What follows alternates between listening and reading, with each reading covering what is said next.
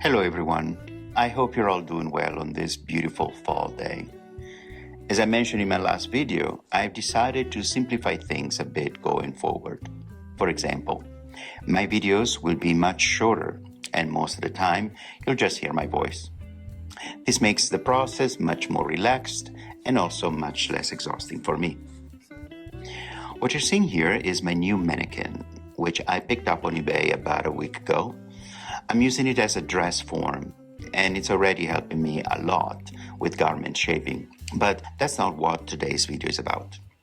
What I'm here to talk about is how I do crochet cables. This sweater you're looking at, I made it this past February, right before I got the news about my open heart surgery. Well, it was my third cable sweater. Here's a quick look at my first two.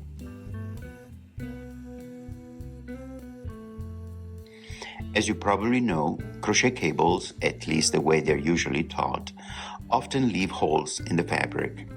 And let's be honest, those little gaps can be pretty unsightly.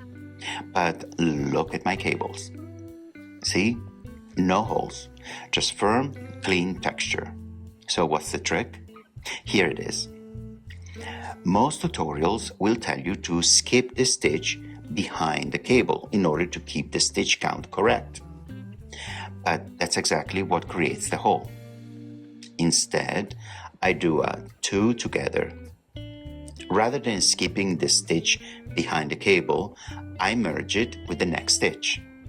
Though it is technically a decrease, no actual decrease happens because the cable stitch that sits on top of the skipped stitch acts like an increase, which keeps the overall stitch count unchanged. And that's it. A simple fix and a much cleaner result.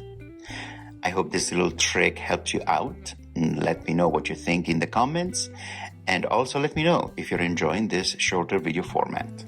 Until next time, ciao ciao.